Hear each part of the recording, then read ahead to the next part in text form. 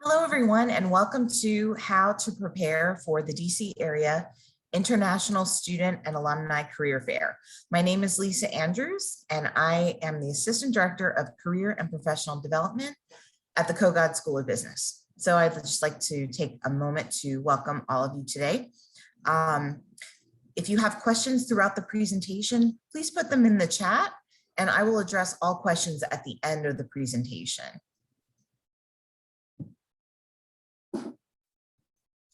So I wanted to go over our 6 objectives. The first objective will be why to attend a virtual job and internship fair. The second is to learn key preparation steps to take before the fair. The third is to upload your resume, prepare introductions and responses to typical screening questions. The fourth is to learn 3 important steps in developing a strategic fair game plan. The fifth is to understand why dress and professionalism still matter during a virtual fair. And the last is to provide specific advice and resources to help you navigate the fair platform and have the best virtual fair experience possible.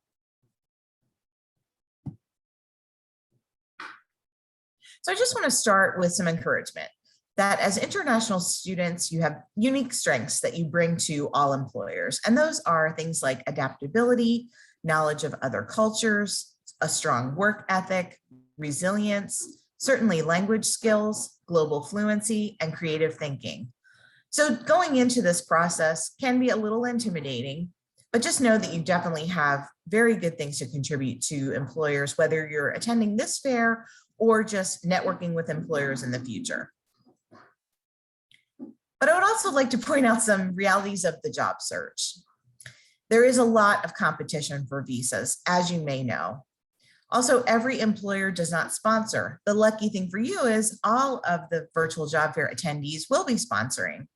So this is a great event for you to participate in.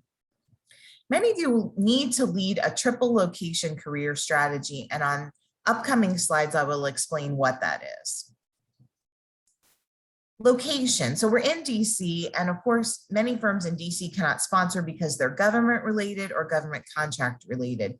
So it's you have to do a little bit more work to find firms that actually will sponsor in the DC area. Also, building a new network can be challenging, first in the US overall and in DC specifically. Luckily, we have AU alumni who are located everywhere. Many of them are still in the DC area. So these are folks that you can rely on. The job search process is competitive, and this is not just for international students, this is for everyone. So just know that it's definitely a competitive process. So the key is to work with your own career advisor to remain competitive. The application and protocols might feel different than your home country. So again, it's important to work with someone one-on-one to know what these norms are in the US so that you're able to navigate them effectively. Interviewing in English may be a challenge for some of you.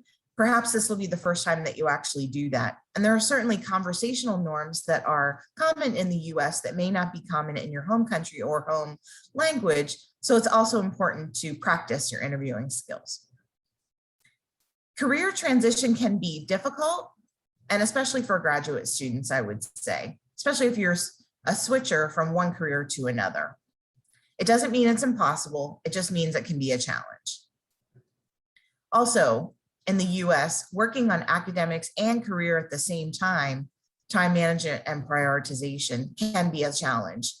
I often say to students that searching for a job is like having another full-time job. So just be prepared to prioritize things, work with your professors if you have events like this that you'd really like to attend, but you have a class at the same time, and hopefully they will be flexible with your schedule so that you're able to work with finding a job or internship as well as working on your academics, which are of course the primary reason you're here is to study. So what I'm introducing to you now, we call a lamp list. Now a lamp list is really your 3-prong or 3-country job search process. And this comes from a book by Steve Dalton, who wrote a book called The 2-Hour Job Search. Now, your first column, you're going to be making an Excel spreadsheet. And your first column will be a list of employers. And these will consist of dream employers, alumni performers, and global employers. Your next column will be whether or not those companies have an alumni contact. Your motivation column will be what your motivation is to apply to these companies that you generated when you brainstorm your first column, the list of employers. And the last will be postings as to whether there are current job postings with that employer. So you're going to make this Excel chart, but you're going to add 3 columns. And this is your 3-prong job search: international, national, and global. Certainly international will be countries other than the US that will also be hiring. National companies will be employers hiring in your own home country, which I know many of you want to branch out and go to other countries, but you may need to search in your own home country in order to be successful in your job search. And then global would be employers who operate in multiple countries, which would include the US. So you'll have the US, you'll have countries with possibly more liberal immigration policies, and then your home country. And if you use this 3-prong strategy, you'll most likely be pretty successful in your job search because you're really opening yourself up to a lot more opportunities. So why to attend this virtual job and internship fair? The first reason is to network and start connecting with employers. I mentioned earlier, building your network in the US and in DC can be difficult. So this is an opportunity for you to start building that network. You can join or stay in an employer's candidate pipeline, which means if the employer isn't able to hire you right now, they will remember you in 3 or 6 months when they may be able to hire, and they may come back to you to network with you. Networking is building professional relationships. So you're entering the professional world from the academic world, and you will need professional relationships. Now there's a YouTube video on this that you can learn a little bit more about these, about building networking relationships. And of course, to apply for positions or learn how to apply for positions is really the primary reason to certainly attend the virtual job and internship fair. Also, you want to just learn. So this is a learning opportunity as well. You'll be learning about organizations and employment opportunities from the people who actually work there. So this is insider information that you'll be gaining. These are steps to take before the fair. The first step is to register, and I'll show you some screenshots of how to do that. But what you'll do is go to Handshake, make sure your profile is complete. You'll click on Events, Career Fair, and then the DC Area International Student and Alumni Career Fair. You'll sign up for employer sessions, both one-on-one and group sessions. This is different than a regular fair where you would go to, let's say, Bender Arena and stand in line to talk to employers. In this case, you have to sign up for either one-on-one or group sessions in order to speak with our employers. So it's sort of like standing in line ahead of time. You'll want to write and upload your resume, otherwise known as your self-branding documents. And there is a webinar on this if you need help with your resume, located on YouTube as well. You'll also want to prepare your introductions, otherwise known as your elevator pitch, and answers to typical screening questions. And there's also a webinar on this called Crafting Your Elevator Pitch that you can refer to. Next, this is important as well. You want to test your equipment and connectivity. So there's a website here where you can use to test your computer, your Wi-Fi, your browser system support, and so on. So I would advise that you do that to make sure that everything's ready to go for the day of the fair. So this is a sample, at least the top portion of a handshake profile. It's really important that your handshake profile be at 100% because employers will have access to your profile once you make it public, which I'll talk about in future slides.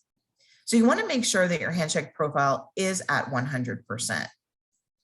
As you can see here, this profile is only 35% complete. If you note in the left side of the bar there.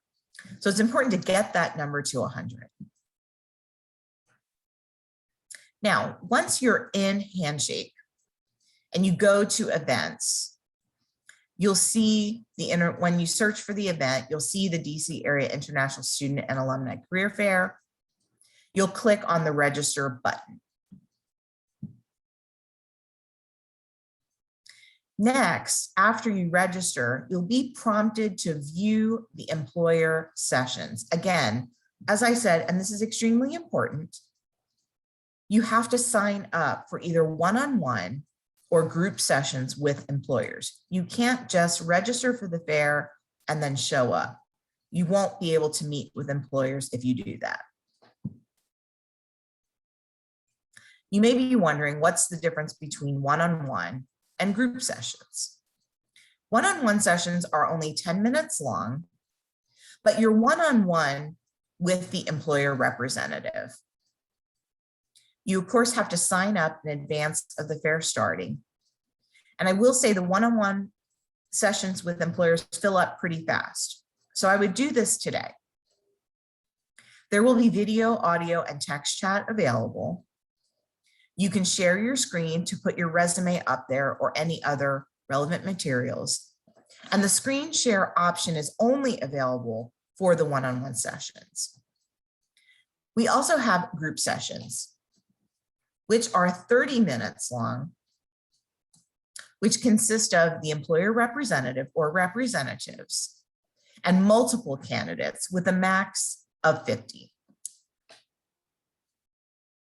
Now you can sign up for group sessions after they start if the session is not full, but I highly recommend you sign up for all your sessions before the fair so you can effectively prepare for those sessions with employers, whether they be one-on-one or group sessions. When the group is less than 15 people, video, audio, and text chat will be enabled. With groups of 16 or more, candidates can electronically raise your hand and employers can unmute to hear questions, and only text chat will be enabled in these larger groups. So you can choose between one-on-one sessions or group sessions with employers, and each one is effective. You're still networking with employers.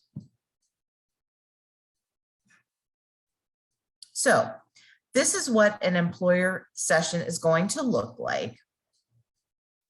You'll go to the employer you're interested and click on follow to make sure that you're getting any updates from the employer that they may be sending out. This would be during the fair or in the future if the employer wants to contact you later.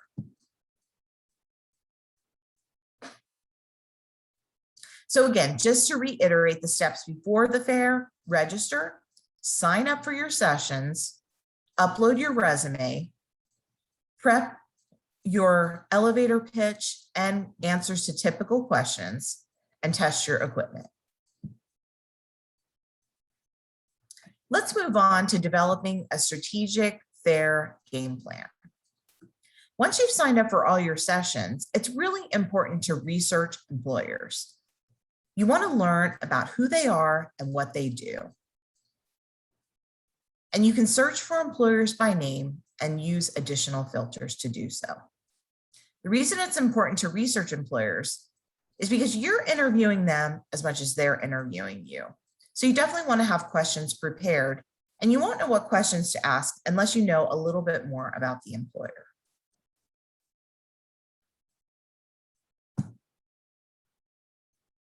You want to make a list of must connect employers. So once you've reviewed the list of employers, you want to sign up for the ones you want the most first. So you're almost guaranteed to get time with that employer. And follow the employers, as you saw on an earlier slide, for the employers you're most interested in.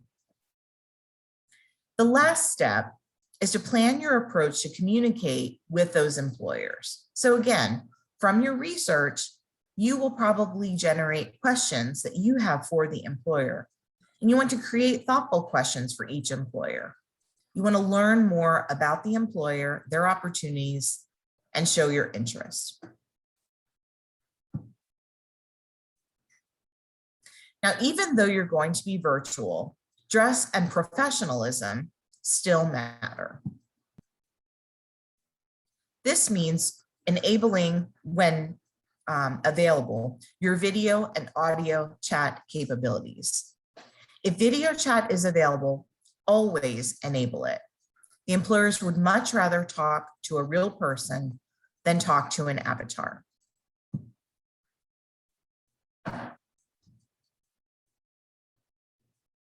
This is speaking to professionalism when I say stay in the job and internship searching mindset.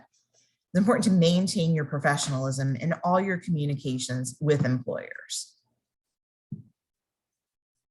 Keep your communication professional. So you're not speaking to friends, those you live with in the residence halls, or other casual conversations. These are formal business relationships, so you'll need your communication to be professional. So you want to avoid slang, and when you're chatting, avoid emojis. Speak and write in full sentences with correct spelling and grammar.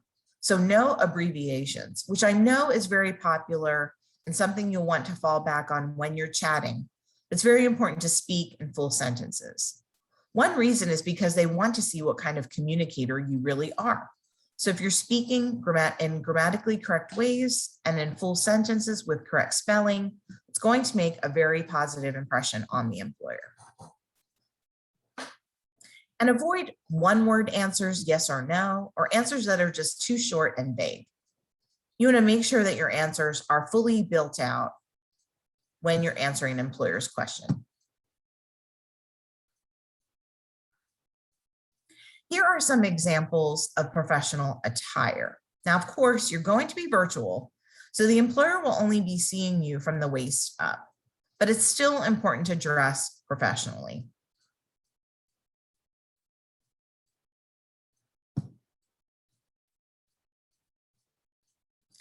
Now, before you attend the fair, you want to go into your Handshake profile and adjust your privacy settings to community so that the employers will be able to see your Handshake profile and fully evaluate you as a potential candidate. So you may have a private visibility on your Handshake account now, but for the purpose of the fair, you'll want to switch it to community. And to do this, in your Handshake profile, you'll click on your name, your initials, and then you'll choose your privacy setting.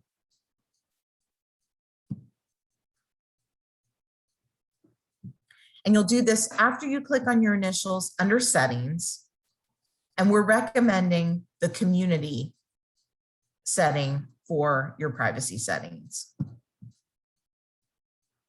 So you see it here under privacy.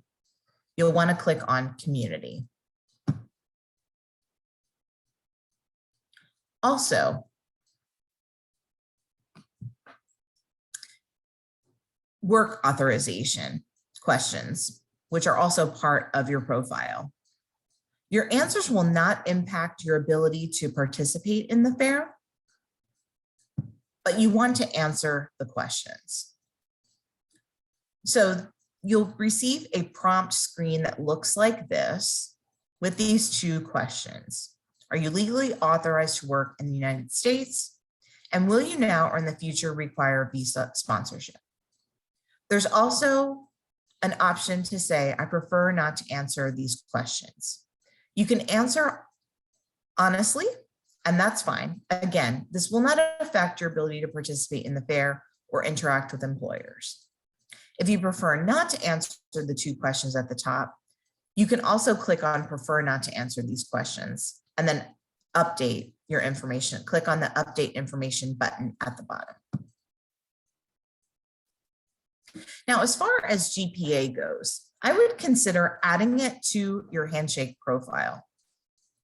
Some employers for the one-on-one sessions are requiring GPA to even talk to you. So it's advisable to put your GPA on your Handshake profile.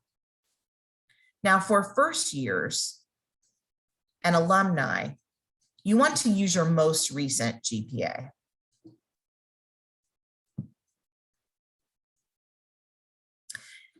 You'll want to familiarize yourself with the Handshake virtual fair. So you can gain access prior to the fair by registering, seeing employers, and signing up for your one-on-one and group sessions.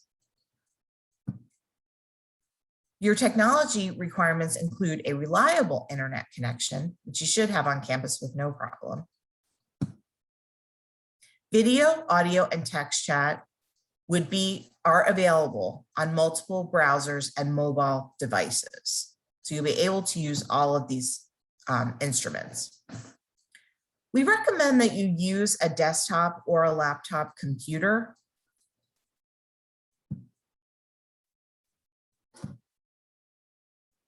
The limitations to the fair are that you can only participate in one employer session at a time. So you can't really bounce between sessions. But if you think about it, at a traditional fair, you can only wait in one line at a time. So this isn't really a disadvantage. And again, some employers are restricting one-on-one sessions based on GPA. So you'll want to make sure that your GPA is on your Handshake profile. So the day of the virtual fair. There are two ways to access the fair. You first have to log into your Handshake account, click on events, then career fair, then the DC area international and international student and alumni career fair. Or you can click on the banner that Handshake has added to your profile. And a help button will be available in your schedule. Then you'll join and communicate in the employer sessions. So if you click on the list of your sessions, you'll see all the sessions that you're signed up for. Make sure that you're on time, and the sessions will have video, audio, and text chat available. And make sure you allow access to your camera and your microphone.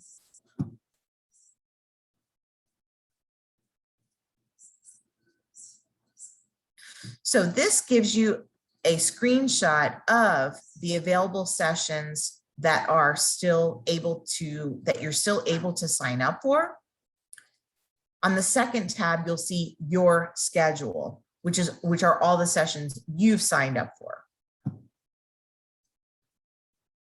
And this is an example screen grab of what the fair will actually look like. So you see there's video, audio, and chat enabled all at the same time. Also, it's important to remember to follow up. If you've met with an employer one-on-one, you can email them. Of course, you'll have to ask for their email address during the one-on-one session, but that's also a great way to follow up. You can connect with an employer on LinkedIn for additional networking. So I would ask them what their LinkedIn profile is before you end your session with them. You can apply for jobs and internships they may refer you to throughout the fair. Make sure you check your email, voicemail, and Handshake messages for any messages that are coming in from employers. And there's also a resume drop, which closes at 11:59 p.m. on November 19th, 2021.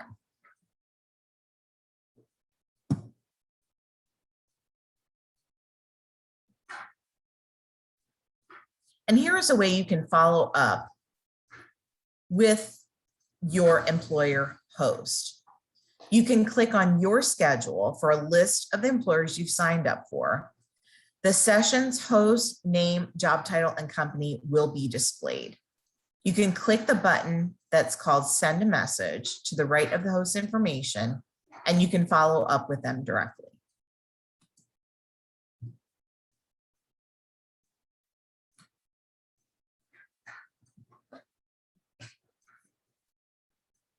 There's a virtual fair launch kit that you can use to prep for the fair, and it includes how to sign up for sessions, as we've explained here, participating in the fair sessions, and registering for the virtual fair.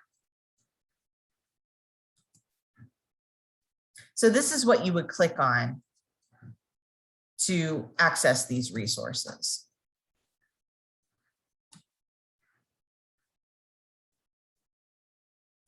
There's also a help desk available if you have questions as well.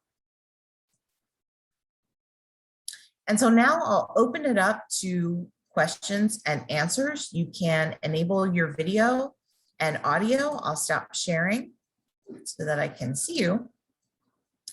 And feel free to ask any questions. I'll also check the chat to see if there are any. And seeing none, I'll just open it up to questions for the entire group.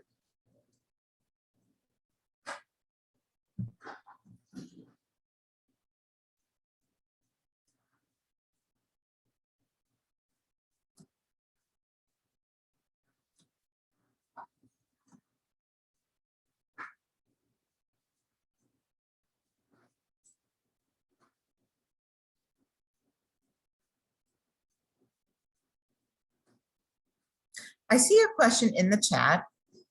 The question is, applying for internship in the fair is different from the portal. If you mean Handshake, then yes, it is different. So applying to an internship during the fair would be, you generally apply to the positions after you're told by the employer what the process is. So you'll find out about the positions during the fair, and then the employers will give you instructions on how to then apply. It could be through Handshake, or it could be through their own website. Here's a question. Hi, my name is Burist. My question is, what are the characteristics that recruiters are looking for in jobs, especially for international students? Well, I hate to give you a general answer, but it depends. It depends upon the position that you're applying to. Some positions will be technical in nature, requiring certain technical skills in order to fulfill those job responsibilities, such as knowing Excel or other software programs or that kind of thing, or certain other technical knowledge. But other employers will just be looking for basic job skills, such as good communication skills, good teamwork skills, good leadership skills, and that kind of thing. If you're at all interested in a position, you should most definitely apply, because generally position descriptions are written for people that don't exist. They're going to ask you for 10 or 12 qualifications, and no one really has all those qualifications. But if you have at least one or two, you're definitely eligible to apply. So I would encourage you to do so.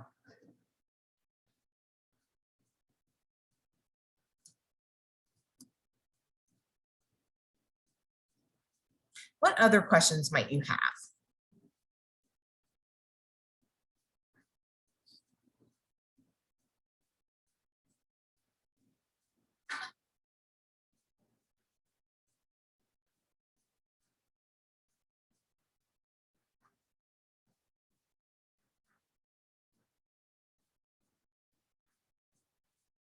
Here's one. Is it a good idea to follow up on LinkedIn after I have applied for the position? And the answer is absolutely. You most definitely want to follow up with the employer. You don't just want to send your application and sit and wait. You want to be proactive. So it's important to get the presenter or the representative's LinkedIn information before you end the session, so that you can then go to LinkedIn and connect with them.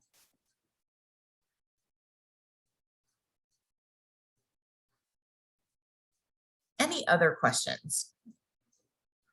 certainly if you, I would encourage you to connect with a career advisor in your school prior to the fair to kind of go over your application materials. There's also, you can, to prepare for the fair, to get any other questions answered. Our career advisors are a wonderful resource that you should take advantage of, even beyond the fair.